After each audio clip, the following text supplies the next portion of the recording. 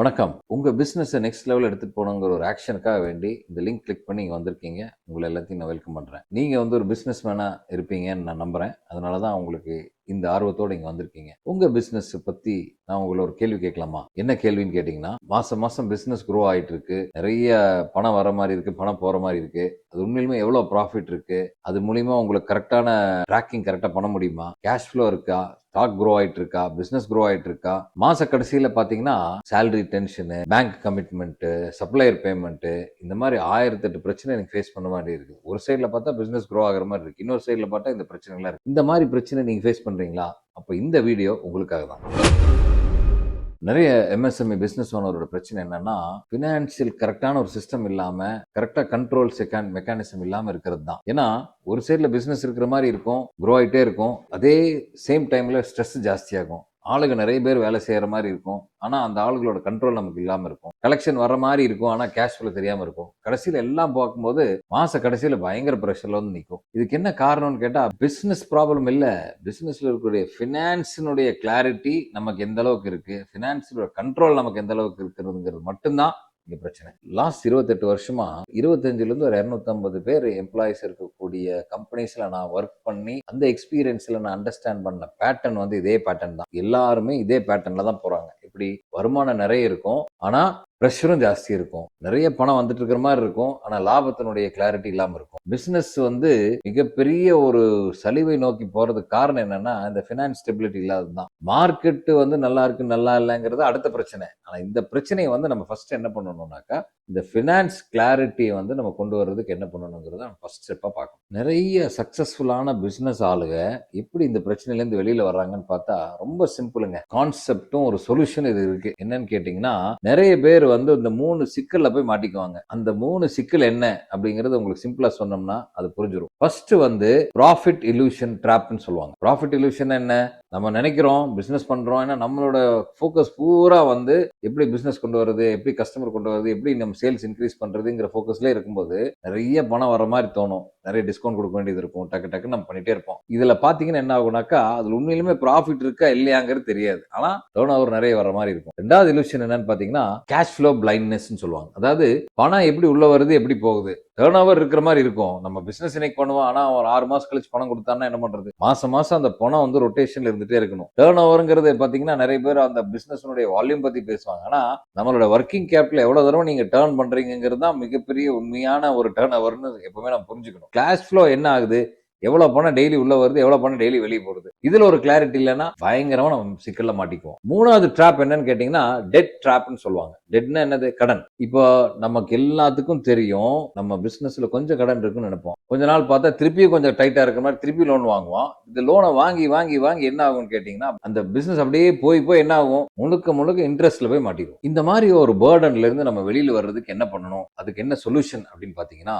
நான் கிட்டத்தட்ட ஒரு 250 300 பெரிய பெரிய குளோபல் ஆர்கனைசேஷன்ல ஒர்க் பண்ணி அவங்களுடைய சிஸ்டத்தை எப்படி பண்றாங்கன்னு அண்டர்ஸ்டாண்ட் பண்ணி, அதே சிஸ்டத்தை எம்எஸ்எம்இ செக்டர்ல எப்படி இம்ப்ளிமெண்ட் பண்ணலாம், எப்படி சிம்பிளிஃபை பண்ணலாம் அப்படிங்கிற பெரிய கான்செப்ட் சிம்பிளிஃபை பண்ணி அதை ஒரு பியூட்டிஃபுல்லான ஒரு கான்செப்சுவல் சிஸ்டத்தை பில்ட் பண்ணியிருக்கோம். அதுக்கு பேரு பினான்சியல் இன்டர்வென்ஷன் சிஸ்டம் சொல்லிட்டு. இந்த பினான்சியல் இன்டர்வென்ஷன் சிஸ்டம் மூலியமா ஒரு கம்பெனியினுடைய பினான்ஸை எப்படி நெக்ஸ்ட் லெவல்ல அண்டர்ஸ்டாண்ட் பண்ணி ஒரு பினான்சியல் கயாஸ்ல இருந்து அந்த பினான்ஸ் கண்ட்ரோலபிள் சிஸ்டம் எப்படி கொண்டு வர்றதுங்கிறது தான் இந்த சிஸ்டத்தினுடைய பியூட்டிஃபுல்லான ஒரு இம்ப்ளிமெண்டேஷன் பிளான். இந்த சிஸ்டத்தை இம்ப்ளிமெண்ட் பண்றது 3 ஸ்டெப் இருக்கு. ஃபர்ஸ்ட் பாத்தீங்கன்னா பினான்சியல் கிளாரிட்டி. அதாவது நம்மளுடைய பிசினஸ்ல வரக்கூடிய வருமானத்துல டே டு டே வரக்கூடிய வருமானம் என்ன, அந்த வருமானத்தினுடைய ப்ராஃபிட்டபிள் பர்சன்டேஜ் என்ன, நமக்கு என்ன மாதிரியான கேஷ் ஃப்ளோ நடக்குது, ஒரு நாளைக்கு நம்ம எவ்வளவு செலவு பண்றோம், அந்த ஒரு செலவுக்கும் கரெக்டா ப்ராஃபிட் அண்ட் லாஸோட லிங்க் இருக்கா இல்லையா, பாட்டம் லைன் லிங்க்னு சொல்லுவாங்க. இது என்னன்னு அண்டர்ஸ்டாண்ட் பண்றது தான் அந்த ஃபர்ஸ்ட் ஸ்டெப். ரெண்டாவது பாத்தீங்கன்னா பினான்சியல் கண்ட்ரோல் சிஸ்டம். கார்ல ஏறி உட்கார்ந்து முன்னாடி டேஷ்போர்ட்ல இருக்கிற மாதிரி நமக்கு பக்காவா தெரிஞ்சிடும். என்ன தெரியும்? இன்னைக்கு எவ்வளவு பணம் உள்ள வருது, எவ்வளவு பணம் வெளியே போகுது, எந்தெந்த இடத்துல செலவு இருக்குது, நெக்ஸ்ட் ஒரு 2-3 வீக்ஸ்ல நமக்கு என்னென்ன பணம் வர வேண்டியது இருக்கு, சப்போஸ் அந்த பணம் வரலன்னா என்ன பண்ணணும், இமீடியட்டா இன்னைக்கே என்ன ஸ்டெப் எடுக்கணும் அப்படிங்கிற கம்ப்ளீட் ஒரு கிளாரிட்டி நமக்கு தெளிவா தெரிஞ்சிடும். மூணாவது பாத்தீங்கன்னா ஜீரோ டெட் ஸ்ட்ராட்டஜின்னு சொல்லுவாங்க. அதாவது ஒரு கம்பெனில ₹1 கூட கடனே இல்லாம இருந்தா எப்படி இருக்கும் யோசிச்சு பாருங்களேன். நல்லா இருக்கும் இல்லையா? அது பண்றதுக்கு என்ன பண்ணணும் பாத்தீங்கன்னா, ஜென்ரலா ஒரு ஒரு கேள்வி நம்ம எல்லாரும் கேட்கணும். என்ன கேட்கணும்னா, நம்ம பிசினஸ் பண்றோம், ரொம்ப கஷ்டப்படுறோம், ஏகப்பட்ட பிரஷர் எடுத்துக்கிறோம், சர்க்கஸ் கூடார மாதிரி ஆளுகளை வச்சு ஹேண்டில் பண்றோம், கஸ்டமரோ சப்ளையர்கிட்ட வந்து பயங்கரமா நெகோசியேட் பண்ணி மெட்டீரியல் கொண்டு வர்றோம், அதே மாதிரி கஸ்டமர்கிட்ட பயங்கரமா பேசி அந்த பொருள் எல்லாம் விற்கிறோம். இதெல்லாம் பண்ணி முடிஞ்சு கடைசியில வரக்கூடிய பணத்துல நம்மளையே அறியாம நம்ம பில்டிங்க்கு வாடகை கொடுக்குறோம், வேர் ஹவுஸ்க்கு வாடகை கொடுக்குறோம், எல்லாத்துக்கும் மேல நம்ம இன்ட்ரெஸ்ட்ங்கிற பேர்ல நம்மளோட ப்ராஃபிட் பூரா அதை புழிஞ்சு எடுத்துடுறாங்க. ஒரு வருஷம் கடைசியில பாத்தீங்கன்னா நிறைய கஷ்டப்பட்டிருப்பீங்க, நிறைய சாக்ரிஃபைஸ் பண்ணிருப்பீங்க. சொந்த பந்தங்கள், ஃபங்க்ஷன்ஸ், வீட்டுல நடக்கக்கூடிய சின்ன சின்ன விஷயங்கள், ஒரு வெக்கேஷனு, ரெஸ்ட் எதுவுமே இருக்காது. அந்த அளவு கஷ்டப்பட்டு கடைசியில அந்த பணம் எங்க போகுது? உங்களுக்கு பெனிஃபிட்டா இருக்கான்னு கேட்டா இல்ல. ஏன்னா இது எல்லாமே வேற ஒருத்தருக்காக நம்ம பண்ற மாதிரி இருக்கும். சிம்பிளா சொல்ல பண்ணோம்னா நம்ம கஷ்டப்பட்டு அடுத்தவங்களுக்கு நம்ம கொடுக்கறோமே தவிர நமக்கு பிரயோஜனம் இல்லை. இதுல இருந்து என்ன பண்ணணும்? ஜீரோ டெட் அப்படிங்கிறது, எப்படி இந்த கடனை கிளியர் பண்ணலாம், எப்படி இதுல இருந்து வெளியில வரலாம் அப்படிங்கிறதுக்கு என்னன்னா, இது பெரிய ராக்கெட் சயின்ஸ் எல்லாம் கிடையாது. நம்ம வந்து பினான்சியல் அண்டர்ஸ்டாண்டிங் வச்சு அதை ப்ராப்பரா பிளான் பண்ணி அதுக்குன்னு ஒரு ஸ்ட்ராட்டஜி ரோட் மேப் கிரியேட் பண்ணி இந்த நெக்ஸ்ட் ஒரு 1 or ஒரு 2 வருஷம் 3 வருஷத்துல இது ஸ்லோவா இதுல இருந்து வெளியே வந்துருவேன் அப்படிங்கிற விஷயத்தை நீங்க பண்ணீங்கன்னா ஆட்டோமேட்டிக்கா அதுல இருந்து வெளியில வந்துடலாம். அதுக்குண்டான ஸ்ட்ராட்டஜியை சூப்பரா சொல்றது தான் இந்த ஜீரோ டெட் ஸ்ட்ராட்டஜி. ஜஸ்ட் யோசிச்சு பாருங்க, இந்த மாதிரி ஒரு சூப்பரான சிஸ்டத்தை இம்ப்ளிமெண்ட் பண்ணதுக்கு அப்புறம் எப்படி இருக்கும்னாக்கா, காலையில ஆபீஸ்க்குள்ள வருவீங்க, ஜாலியா ரிலாக்ஸா உட்காருவீங்க, உட்கார்ந்து அப்படியே கம்ப்யூட்டர் ஆன் பண்ணி பாத்தீங்கன்னா உங்களுக்கு தெளிவா தெரியும் எவ்வளவு பணம் நமக்கு இன்னைக்கு வர வேண்டியது இருக்கு, என்னென்ன செக் நம்ம பேங்க்ல உள்ள வந்திருக்கு, என்னென்ன பணம் நம்ம கிட்ட இருந்து வெளியில போயிருக்கு, என்ன மாதிரியான ரிசீவபிள்ஸ், பேயபிள்ஸ் எல்லாம் டெக்னிக்கலா சொல்ற மாதிரியான விஷயங்கள் எப்படி இருக்கு, எல்லாத்துக்கும் மேல நம்மளுடைய கடன் எவ்வளவு குறைஞ்சிருக்கு அப்படிங்கிறது டே டு டே மானிட்டர் பண்ற மாதிரி, ஒரு கிரிக்கெட்ல ஸ்கோர் பாக்குற மாதிரி பாத்தீங்கன்னா எப்படி இருக்கும்? நல்லா இருக்கும் இல்லையா? நீங்க எப்படி பண்றீங்கன்னு கேட்டீங்கன்னா, ஒரு கெஸ் ஒர்க்கா இல்லாம ஃபேக்ட்ஸ் அண்ட் ஃபிகர்ஸ் உங்க முன்னாடி நம்பர்ஸ் தெரியுது. அந்த மாதிரி சினாரியோ எப்படி இருக்கும்? ரெண்டாவது பாத்தீங்கன்னா, இதுல அட்வான்ஸ் லெவல் சினாரியோ என்னன்னு கேட்டீங்கன்னா, இதை பத்தி நீங்க எதுவுமே கவலைப்பட வேண்டியதில்லை. சூப்பரான சிஸ்டத்தை பில்ட் பண்ணி உங்களுக்கே தெரியாம உங்களுடைய ஆபீஸ்ல இருக்கக்கூடிய அந்த பினான்ஸ் டிபார்ட்மெண்ட்ல இருக்கக்கூடிய ஆளுங்க, அதாவது அக்கௌண்டிங்னா சும்மா நம்பர் அடிக்கிற ஆளுங்க, இந்த பினான்ஸ் என்னன்னு கேட்டீங்கன்னா அவங்க தான் அந்த கண்ட்ரோல் பண்ணக்கூடிய ஆளுங்க இல்லையா? இதுவுமே நமக்கு வித்தியாசம் தெரியணும். அந்த மாதிரி ஒருத்தர் இருக்காரு, அவர் எல்லாமே பாத்துக்குவாரு, நமக்கு ரிப்போர்ட் மட்டும் பாத்துக்கிறோம், நம்ம எந்த விதமான டென்ஷன் கிடையாது. சேலரி கொடுக்கறதுக்கும் சரி, ஜிஎஸ்டி பே பண்றதுக்கும் சரி, பேங்க் ரீபேமெண்ட்டும் சரி, எதுவுமே உங்களுக்கு வந்து எல்லா இன்ஃபர்மேஷனும் உங்களுக்கு தெரியும். ஆனா இந்த ஸ்ட்ரெஸ் உங்க தலையில இல்லவே இல்லை. ஏன்னா அதுக்குன்னு ஒரு ஆள் நல்லா பாத்துட்டு இருக்காங்க. இந்த மாதிரி சினாரியோ வந்து எப்படி இருக்கும்? உங்களுக்கு ரிலாக்ஸா இருக்கும். ரெண்டாவது உங்களுக்கு நிறைய டைம் கிடைக்கும். ஏன்னா ஒரு பிசினஸ் ஓனருக்கு மிகப்பெரிய முக்கியமான விஷயம் என்னன்னா, மைண்ட் ஃப்ரீயா இருந்து பிசினஸ் நெக்ஸ்ட் லெவல் எடுத்து போறதுக்கு என்ன பண்றதுன்னு யோசிக்கிறது. ரெண்டாவது வரக்கூடிய ப்ராஃபிட் எப்படி ஜாஸ்தி பண்றதுன்னு திங்க் பண்றது. மூணாவது அந்த ப்ராஃபிட் எடுத்து கரெக்டா எந்தெந்த இடத்துல எல்லாம் நம்ம இன்வெஸ்ட் பண்ணனா பிசினஸ் க்ரோ ஆகும், நம்ம பிசினஸ்ல பண்ணணுமா இல்ல வெளியில பண்ணணுமா இல்ல பேரலா ஒரு வெல்த்னு சொல்லுவோம். ஏன்னா பிசினஸ் நம்ம பண்றது எதுக்காகங்க? நிறைய பணத்தை வச்சு அதை வந்து நெட் ஒர்த் இன்க்ரீஸ் பண்ணணும் இல்லையா? ஷேர் ஹோல்டரோட வேல்யூ இன்க்ரீஸ் பண்ணணும். ஷேர் ஹோல்டர் யாரு? நீங்க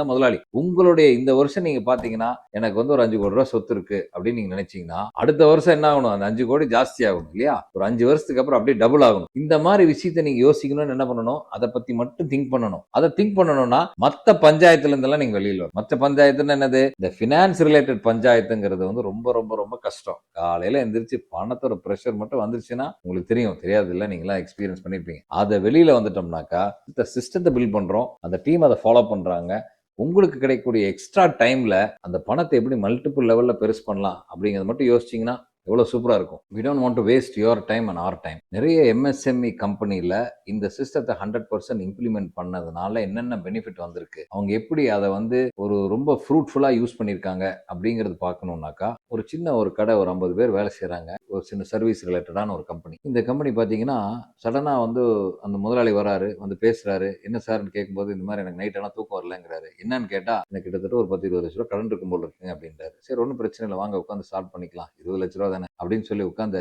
அனலைஸ் பண்ண ஆரம்பிச்சோம். இந்த அனலைஸ் பண்றதுக்கு ஒரு டீம் இருக்காங்க. அவங்க உட்காந்து அனலைஸ் பண்ணல, ஒன்னா லிஸ்ட் எடுக்கும்போது 1 மணி நேரம் ஆச்சு, 2 மணி நேரம் ஆச்சு, 3 மணி நேரம் ஆச்சு. கடைசியில பாத்தீங்கன்னா சாயந்தரம் வந்து சொல்றாங்க ஆல்மோஸ்ட் 1.25 கோடி கடன் சொல்றாங்க. அவர் என்ன நினைச்சிட்டு இருக்காரு? 25 லட்சம். இதுதான் இங்க பிரச்சனை. பிசினஸ் ஓனர்ஸ்க்கு கரெக்டான அண்டர்ஸ்டாண்டிங்கே கிடைக்காது அவன் பினான்சியல் சிச்சுவேஷன் எப்படி இருக்கு. அதுக்கப்புறம் இதெல்லாம் யார் பார்த்துட்டு இருந்தாங்க உங்க கம்பெனிலன்னு கேட்கும்போது பினான்ஸ்ல இருந்து ஒருத்தர் இருந்தாரு. அவரு கூட உட்காந்து 2 நோட் புக்கோட வந்தாரு பழைய சிஸ்டத்துல. அந்த நோட் புக் இடத்துல உட்காந்து வச்சு எல்லாம் கம்ப்ளீட்டா பார்க்கும்போது கிட்டத்தட்ட பாத்தீங்கன்னா ஒரு ஒரு 3.5 கோடி ரூபாய் கடன். எல்லா விஷயமும் ஏகப்பட்ட டாக்குமெண்ட்ஸ் எல்லாமே லாக் ஆயிருக்கு. இந்த சினாரியோல இருந்து நம்ம எப்படி அந்த கம்பெனி வெளியே கொண்டு வந்தோம்னு பாத்தீங்கன்னா, ஃபர்ஸ்ட் வந்து அண்டர்ஸ்டாண்ட் பண்ணது, உடனடியா இந்த ப்ளீடிங்கை நிறுத்தணும்னு சொல்லுவாங்க. ஆக்சிடென்ட் எல்லாம் போனா டக்குன்னு பிளட் லீட் ஆகும். பிளீட் ஆகிற பிளட் எப்படி நிறுத்துறதுன்னு பார்ப்பாங்க. அந்த மாதிரி பணம் வந்து எப்படி நம்ம செலவை வந்து கம்மி பண்றது. ஃபர்ஸ்ட் மந்தே வந்து உடனடியா ஒரு 3-4 லட்சம் ரூபாய் சேவ். அந்த மாதிரி ஒரு ஸ்டெப்பா எடுத்து எப்படி எல்லாம் கண்ட்ரோல் பண்ண முடியும்னு சொல்லி கொண்டு வந்தோம். அவங்க ஸ்டாக்கை பார்த்தோம். பழைய ஸ்டாக் பல கோடி ரூபாய்க்கு ஸ்டாக் ஆகி நிக்குது. அதுல இருந்து எப்படி வெளியில கொண்டு வரலாம். ஒரு சில பிசினஸ்ல இன்வெஸ்ட் பண்ணியிருந்தாங்க, அதெல்லாம் தேவையில்லாத பிசினஸ். அதுல இருந்து எப்படி கொண்டு வரலாம். நிறைய அட்வான்ஸ் அமௌண்ட் நிக்குது புது ஆபீஸினுடைய ஸ்பேஸ்ல. அதுல இருந்து எப்படி கொண்டு வரலாம். இந்த மாதிரி பல ஸ்டெப் எடுத்து கொஞ்சம் கொஞ்சமா கிளியர் பண்ணி கிட்டத்தட்ட 2 வருஷ டைம்ல எவ்வளவு மைனஸ்ல இருந்துச்சோ அதை விட பிளஸ்ஸாவும் மாறி பல சொத்துக்கள் 2 சொத்தும் வாங்கி எல்லா கம்பெனியும் முடிச்சு கம்ப்ளீட்டா ஜீரோ டெட் ஆகி அந்த முதலாளி வந்து ரொம்ப ரிலாக்ஸா இருந்தா வரலாம், இல்லைன்னா இல்ல, அந்த மாதிரியான ஒரு சிஸ்டத்தை பில்ட் பண்ணி கொடுத்துட்டோம். இந்த மாதிரி பல எக்ஸாம்பிள் வந்து உங்களோட நேர்ல நம்ம ஷேர் பண்ணலாம். அதே மாதிரி அந்த எக்ஸாம்பிள்ஸ்ல நம்ம பண்ணக்கூடிய பிரச்சனைகள் என்ன, அந்த பிரச்சனை எப்படி எல்லாம் அவங்க ஃபேஸ் பண்ணாங்க அப்படிங்கறதையும் நான் உங்களுக்கு ஷேர் பண்ணி அந்த பிரச்சனையில இருந்து எப்படி வெளியே வரலாங்கிற சொல்யூஷன் உங்களுக்கு கரெக்டா கொடுப்போம். உங்க பிசினஸ்ல நீங்க இப்ப கரண்டா ஃபேஸ் பண்ணக்கூடிய பினான்சியல் பிரச்சனைகள் உண்மை, அதை வந்து கண்டிப்பா நான் அதுல இருந்து வெளியே வரணும்னு நீங்க ரொம்ப சீரியஸா இருந்தீங்கன்னா,